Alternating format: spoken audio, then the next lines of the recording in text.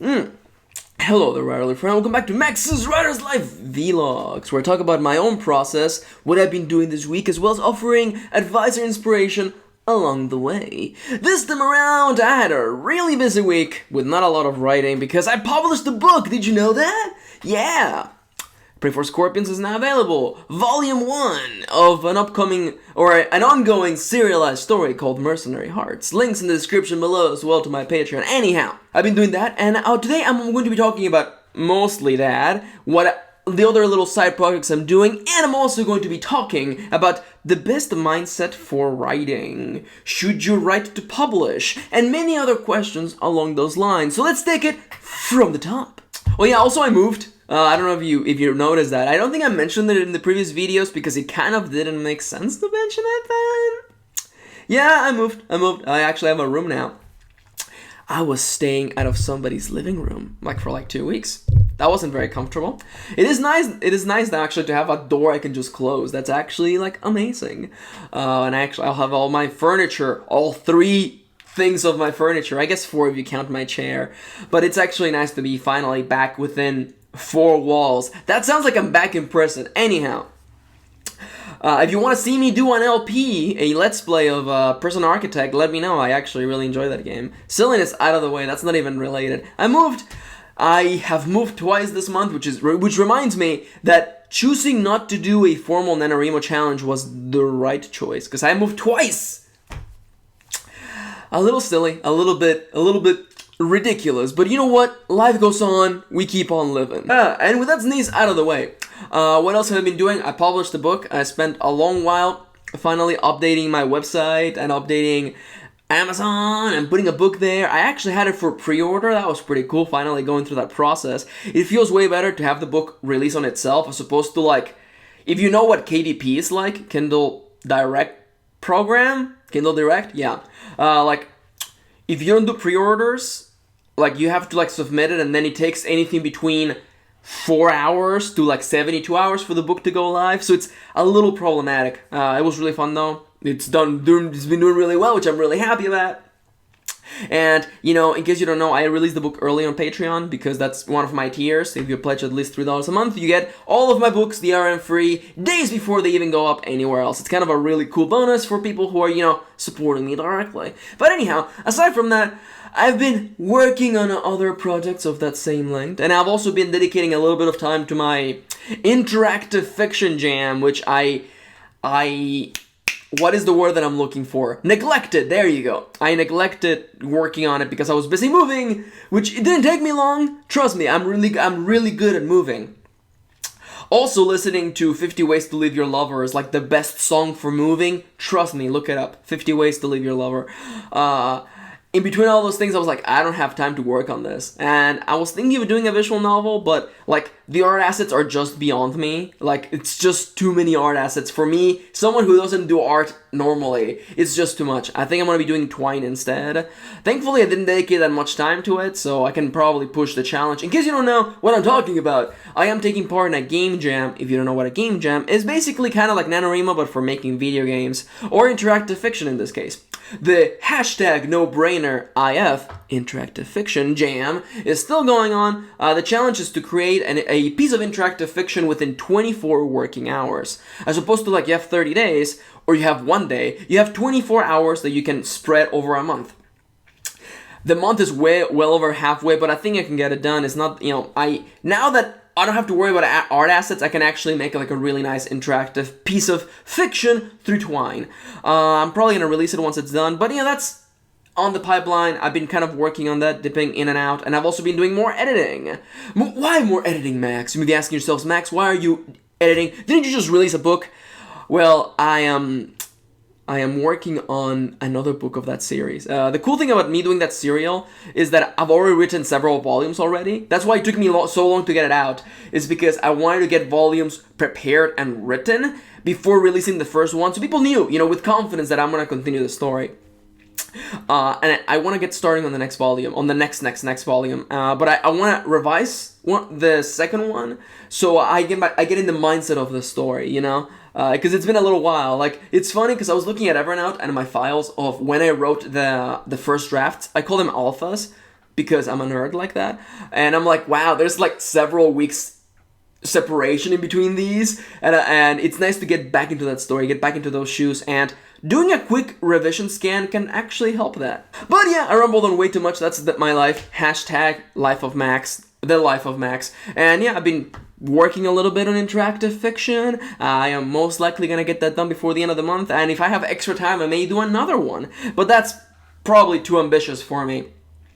I'm too much of a coward baby to actually do that, but for the time being, that's basically it. That and books. I have a new book out. If you're interested, 99 cents, pick it up, it will mean the world to me. Anyhow, that being out of the way, let's talk about the meat and potatoes of today's episode. The best mindset for writing. I got a question through Twitter recently, and this person detailed to me the story they wanted to write. And it's basically like, Max, I'm writing a story about blank, blank, blank, blank, blank.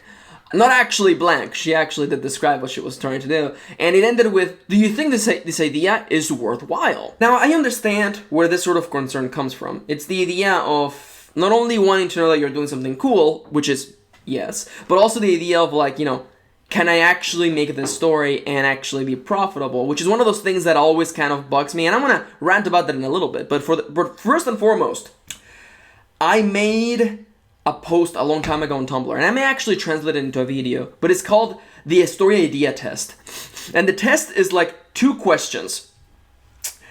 And this test is supposed to like explain whether or not the story idea that you're writing is worthwhile, if you should write it, okay? And it's a yes or no, 2 questions, and it goes like this. Question 1, does the idea seem fun to you? Yes or no?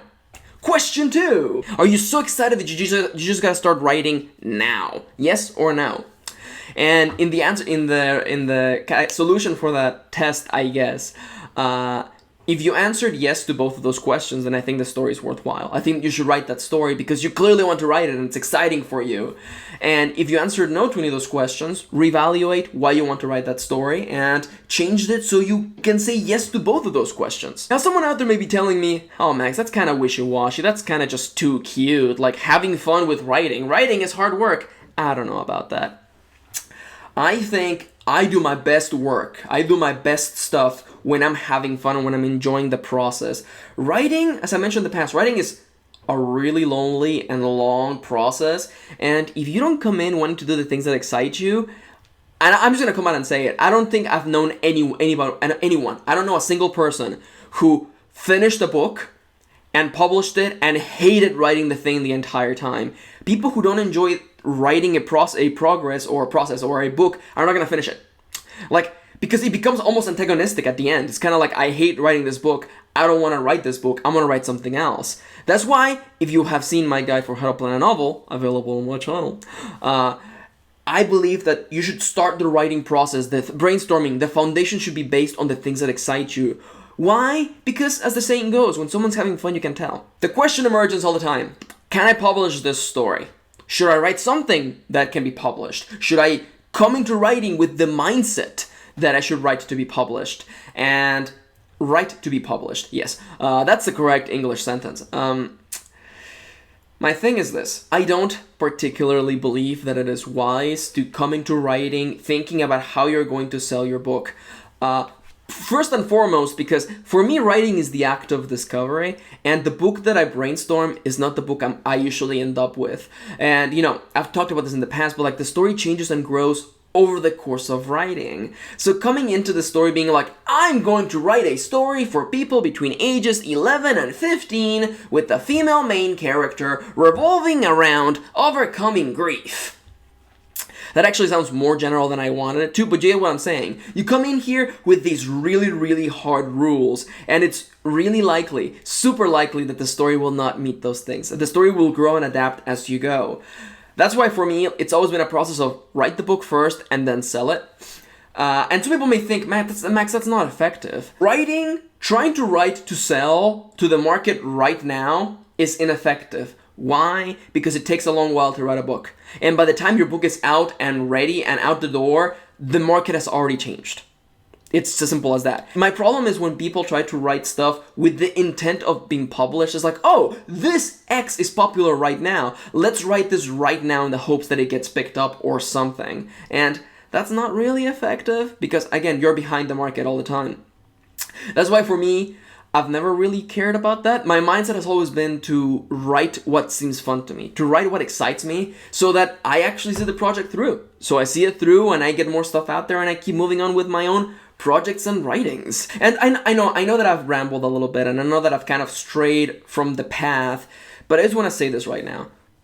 If your question is, Max, what is the best mindset to get into writing, to get into publishing, to get into turning this passion of mine into a career? Have fun.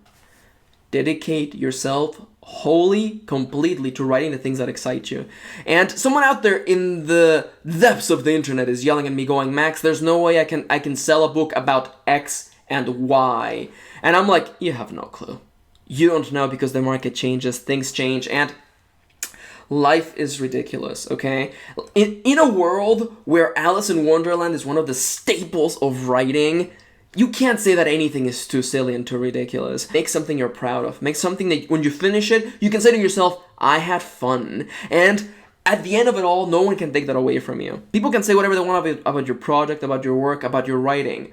But if you enjoy it, if you have fun, I think that things are better at the end of it all. But again, that's just how I feel about things, my particular point of view, and my stand on this issue. I believe the best mindset for getting into writing is to have fun and to enjoy the process and to dedicate yourself wholly and fully to the things that excite you. Yeah, anyhow, I want to thank you for watching. Thank you for spending a little bit of your day with me. If you have your own ideas or thoughts or your own point of view on this particular issue, please feel free to leave it down in the comments below. Thank you for watching. Thank you for maybe even enjoying a little bit of coffee with me. And I'll be seeing you on the next one.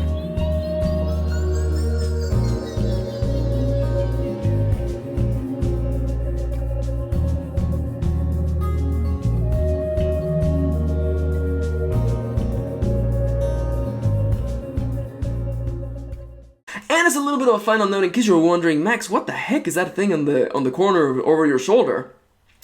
That's Cat Bun. It's a little plushie I bought a long time ago at Fanimicon. It's a big it's like this big. It's a big fluffy like cat, almost like a cat pillow, and it's adorable. And as a little bit of a quick note, if you've been following me on Tumblr forever and you remember like when I posted about Cat Bun like 2 years ago, leave a comment down below.